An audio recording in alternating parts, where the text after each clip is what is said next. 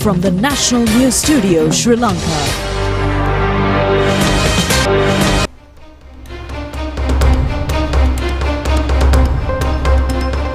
Hello there and a very good evening and welcome to the 9 p.m. news of the most prestigious channel in Sri Lanka. I'm Sunal Parnavithana. And I'm Hishain Ali. Let's have a look at the headlines for tonight. A stock of heroin of 494 kilograms destroyed at Puttlam.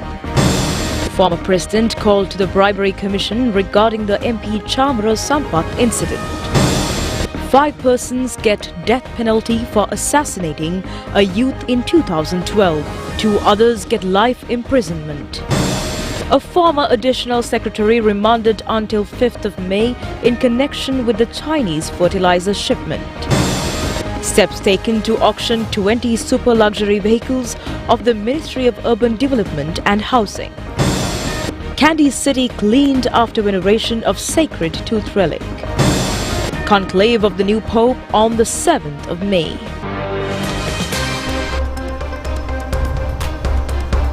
First up, taking a look at your local developments for tonight. A stock of 494 kilograms and 48 grams of heroin narcotic, which was taken into police custody and had completed court hearings in this regard, were destroyed today at the Palavia furnace in Puttlam, belonging to Insi Cement Company.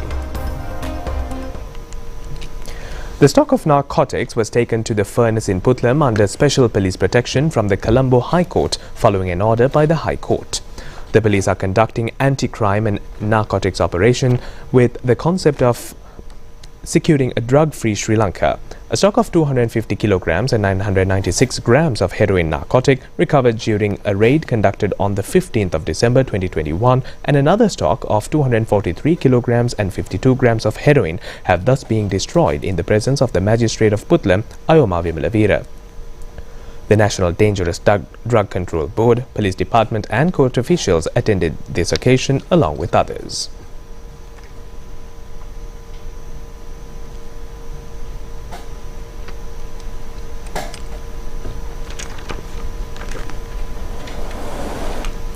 And in the meantime, former President Ranil Wickremesinghe today visited the Commission to investigate allegations on bribery or corruption in accordance with a notice issued by the Commission. Ranil Wickremesinghe made these statements for about 3 hours in this regard. Ranil Wickremesinghe attended the Commission in order to provide a statement regarding allegations of corruption against parliamentarian Chamara Sampath Dasnaika when he was the Chief Minister of Uva Province, who is now in prison custody. Although the former president had been informed to visit the Bribery Commission on the 17th of April in connection with the relevant incident, he was asked to visit the Commission since he expressed his inability to attend the Commission on that particular date. The Court of Appeal has decided to dismiss a writ petition filed by former Minister Prasanna Ranavira requesting to issue an order preventing his taking into custody without a hearing. The order has been issued by a bench of judges consisting the President of the Court of Appeal, Justice Mohammad Lafa Tahir and Priyantha Fernando. Prasanna Ranavira has been alleged of an incident where he occupied government land situated in the Divisional Secretariat of Kalania. Former Minister Mervyn Silva, who was taken into custody in connection with this incident, has been taken into prison custody along with a group of others. Witnesses were recorded in the Colombo High Court today from former President Maithripala Sirisena in connection with an incident of a suicide bomb attack which took place at Boralaskamo area in 2008. He has been named as a witness in this case. The bomb attack targeted Maithripala Sirisena, who was then Minister of Agriculture, on the 10th of October 2008 at Boralaskamo. The Supreme Court today dismissed a fundamental rights petition requesting to issue an order rejecting the nomination paper filed by National People's Power for Kaspava Municipal Council without a hearing. The petition was filed by MT Ratnasiri Fernando, a candidate contesting from Samagi Janapala Vegia for the Kaspava Municipal Council. The Colombo High Court today pronounced death sentence to 5 defendants who pled guilty on allegation of assassination by attacking youth with clubs and cricket stumps at a covil at Maktakulye in 2012. Another 2 have been sentenced with life imprisonment. The judge stated that since both the defendants were under the age of 18 years when they committed the offence, they have been awarded life imprisonment accordingly. After a long hearing, Colombo High Court Magistrate Navaratna Marasinga stated that allegations filed by the plaintiff against the defendant have been proven the charges against the accused beyond a reasonable doubt. 2 of the other defendants had died during the hearings. Former Additional Secretary of the State Ministry of Agriculture, Mahesh Gammampilla, who has been taken into custody on suspicious for alleged corruption charges and incurring losses to the government by approving to import a shipment of substandard organic fertilizer from a Chinese company during the last government, has been taken into prison custody until the 5th of May in accordance with an order by the Colombo Magistrates Court. The suspect, taken into custody by the Bribery Commission, was produced before the Colombo Chief Magistrate Tanuja Lakmali. The reason for the offence has been the approval of a payment amount to $6.9 million by advising the open letters of credit suspended on behalf of the shipment. Moving on, steps have been 20 super luxury vehicles used during the past belonging to Ministry of Urban Development and Housing. The ministry has taken such a step to auction the concerned vehicles since it is an unnecessary expenditure to maintain petrol vehicles having an engine capacity of more than 1,800 cc and diesel vehicles exceeding an engine capacity of 2,300 cc. These vehicles have been produced in 2011 and the ministry had purchased them in the same year. Among the 20 vehicles presented in the auction, 2 vehicles of Discovery model were purchased in 2015 and these vehicles have been used by ministers, ministers of state and high officials who were in charge of the ministries. According to the ministry, a huge loss has been incurred to it due to the spending of huge amount of public money. The ministry adds that these vehicles have been used in an extremely careless manner and 15 vehicles have been sold today under the regulation of the ministry in accordance with the prices quoted by 87 applicants, and the amount of income to the ministry is said to be around 242.4 million rupees. Today is the 3rd day of the postal voting in local government elections. Those government officials who failed to vote so far can avail the opportunity tomorrow also. Postal vote applicants of government institutions, 3 armed forces, police, schools, corporations and statutory boards will be able to cast their vote. 648,495 applicants have become eligible to vote in this year's postal voting. In the meantime, the government printer Pradeep Pushpakumar said that the printing of ballot papers of local government elections and other printing activities have been successfully completed so far. The government printer, Pradeep Pushpakumar, said that over 20 million ballot papers have been printed for this year's local government election. The task of printing ballot papers has been completed by the 26th of April, and today the entire stock of ballot papers were released to district secretariat offices through the Election Commission. According to the Police Media Division, 313 complaints have been received regarding violations of election laws in the local government election. The number of criminal complaints stands at 85. Police Media Division added that 161 persons have been taken into custody in this connection. And in the meantime, Minister Dr. Nalinda Jayatissa says that steps will be taken to provide quick solutions to professional intricacies existing in the supplementary medical service. The minister made this observation at a recent meeting held with the members of Joint Trade Union of the Allied Health Professionals. The meeting was held at the Ministry of Health. Discussions were held on the recruitment of allied health graduates, offering a suitable salary scale for allied health graduates in the supplementary medical service, expediting of offering special grades in that service, updating of the call-up duty allowance and a number of other matters. The minister added that steps will be taken to fulfill all the demands without affecting other professions in the health service. The minister commended the excellent performance of the supplementary medical service of medical activities carried out by the Ministry of Health. The presentation of Atapirikara and robes to Mahasangha on the occasion of the 125th anniversary of the Aryavansha Sadidhamma Yuktika Amarapura Mahanikaya was held today at the Ministry of Health under the patronage of Minister Dr. Nalinda Jayatissa. The Atapirikara and robes were handed over to Mahasangha, including the chief incumbent of Bombwala Mulastana Mahaviharaya, Kalutara by the patron of Mahakaruna Buddhist Society of Singapore, Venerable Karadetiana Gunaratana Thera, to be handed over to the minister. The anniversary celebrations will continue until the 7th of May from tomorrow.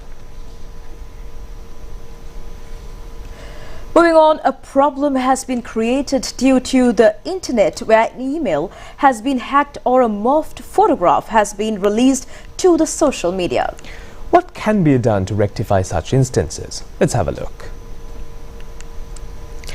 Internet has already become an instrument connecting millions of people around the world. If a person is in possession of a smart mobile phone, quick accessibility to any information is possible now. A number of problems have been created due to illiteracy of the internet and not using this instrument positively. Social media has become a stage to abuse women and children. According to the Sri Lanka Computer Emergency Readiness Team, 342 complaints of the releasing of sexually abusive content into the internet involving school children and women have been reported this year itself. Victims are excessively affected in these cases, and according to certain reports, some even paid with their lives recently. There are several institutions operating regarding the excesses committed through the internet in Sri Lanka. 3 of those main institutions are the Computer Crime Investigation Division, the Sri Lanka Computer Emergency Readiness Team and TechCert Institute. There has been an increase in sexual scenes produced targeting women and children since the latter part of 2022 with the help of artificial intelligence. Incidents of this nature can be resolved legally. Somehow, the most important fact to be kept in mind is that your body belongs only to you and to use media with the literacy about it. Now with that, we move on to a break. Local news on the other side.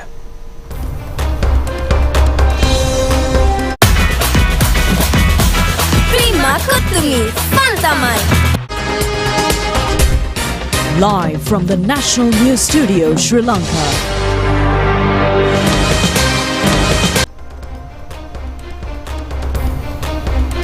Welcome back after the break and on to more stories here at home. Cleaning of the Candy City after the sacred veneration of the tooth relic commenced last night under the Clean Candy program. Garbage which were not categorized has been removed according to a certain methodology. The removal of garbage of this extent has become extremely difficult for the officials, and steps will be taken to burn them with the help of the furnace at Colombo Municipal Council in order to protect the health of the staff engaged in these activities. It has been proposed to manage mixed garbage with the help of Colombo Municipal Council and the Clean Sri Lanka office.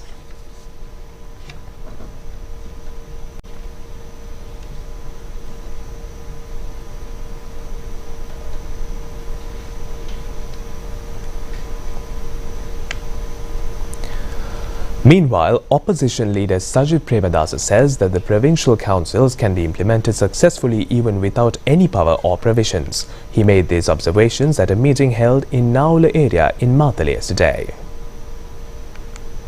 The leader of the opposition says that steps will be taken to establish community-centered security committees in all divisions and villages after majority of local government institutions will be won by Samagi Janabalavega.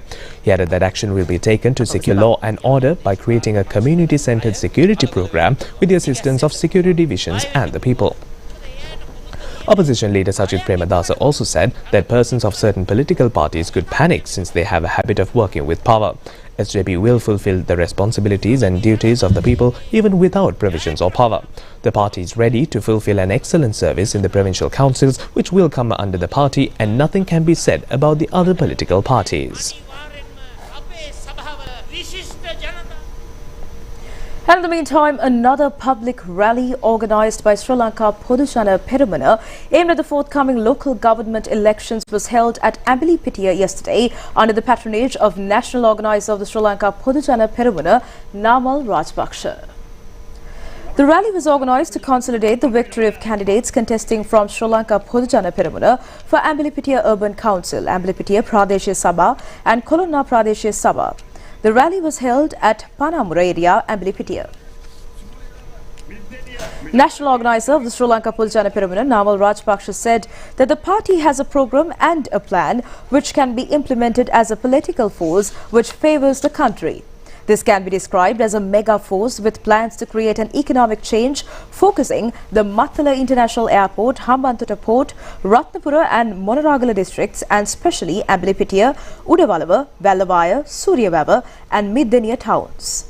Information technology and sports villages were built in order to create employment opportunities for the new generation.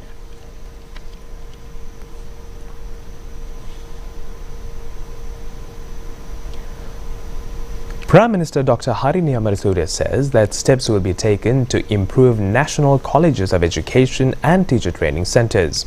She made these remarks at a public meeting held in Hungama yesterday. This public rally was organised on behalf of the forthcoming local government elections. She further stated that an educational council will be established to regulate qualifications of teachers. Prime Minister Dr. Harini Amarasuriya said that the program to initiate the creating of teachers and to improve national colleges of education and teacher training centres during the budget this year has already been started. Plans are afoot to introduce skill development methodologies for teachers already in service along with another training every 3 years. Plans are also being made to establish an education council to regulate the qualifications of the teachers. Not only the teachers, teaching advisors, teaching administrators and principals will also come under the regulatory process. Setting up for an educational council consisting representatives of them has also been suggested and will be present to the cabinet shortly. Moving on, the funeral of the veteran singer Sama De Silva will be held in the afternoon tomorrow at Ratwata Public Cemetery. The veteran singer Sama De Silva passed away yesterday at the age of 68. The body is being kept at residence at 33/1 3rd Lane Railway Station Road, Angulana. Sama De Silva can be described as a singer who made a special contribution to music in this country. He was able to provide his voice to a host of popular songs in this country. Among them, popular songs like Niyare Piyanagala, Punchi Kurulu Kuduve, Santosha Venna Preeti Venna, Pura Hada Naguna, Iron Josephine, Delava Deviyane, Hadavala Sitak Hadavala, Pinibara Sita Yame and Matakai Amme have left an indelible memory in the hearts of fans. Sama De Silva, who entered his full-time musical journey, is a special link of the music world in the country. His contribution to the Baila version of music has been extremely prominent. That's all the local news for now. More news, more foreign news on the other side of this break.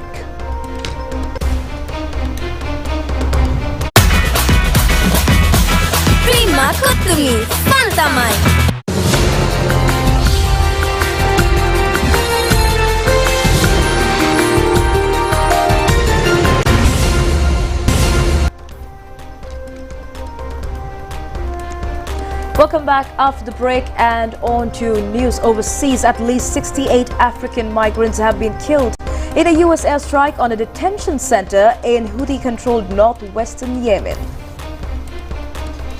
Officials reported that another 47 migrants were injured and most of them are in critical condition. There was no immediate comment from the United States military. The attacks killed at least another 8 people outside the Sadr city. The attack came hours after US Central Command announced that its forces had hit more than 800 targets since President Donald Trump ordered an intensification of the air campaign against the Houthis on 15th March. Canada's general election is underway today. The main theme of the 36-day election campaign was the impact of US President Donald Trump on Canada. Liberal Party leader Canadian Prime Minister Mark Carney and Conservative leader Pierre Poilievre wrapped up their campaign yesterday.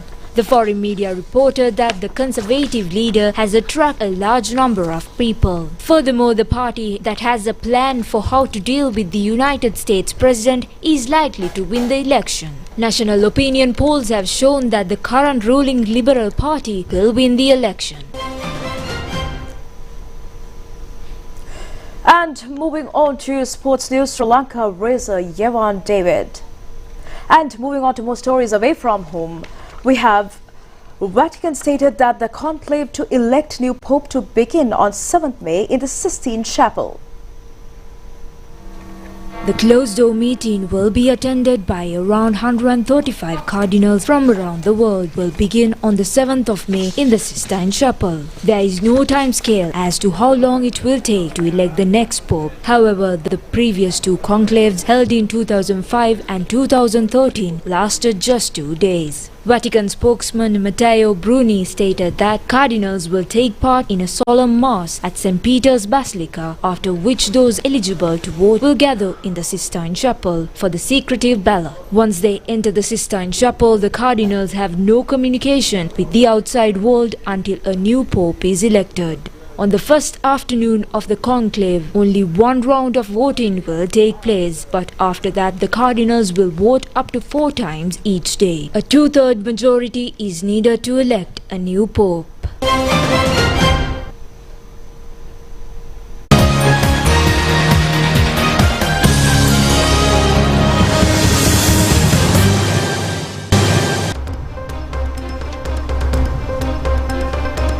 Welcome back after the break and on to sports news for tonight. Sri Lankan racer Yavan David emerged victorious in the first stage of the 2025 Euroformula Open Championship. Now this year's Euroformula 1 Championship includes 8 stages.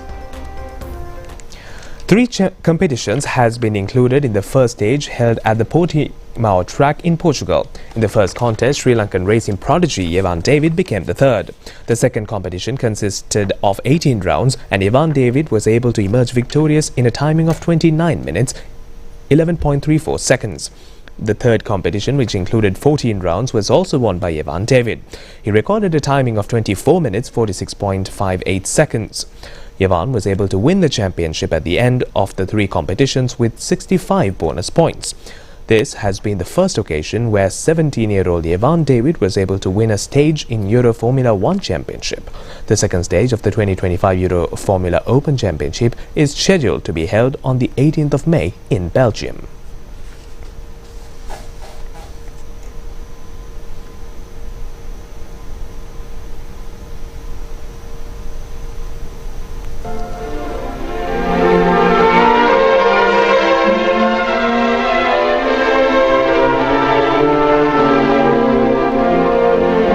Be the winner's trophy and the rookie trophy for Yavan David.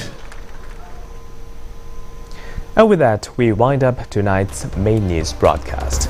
Thank you for joining. Have a very good night.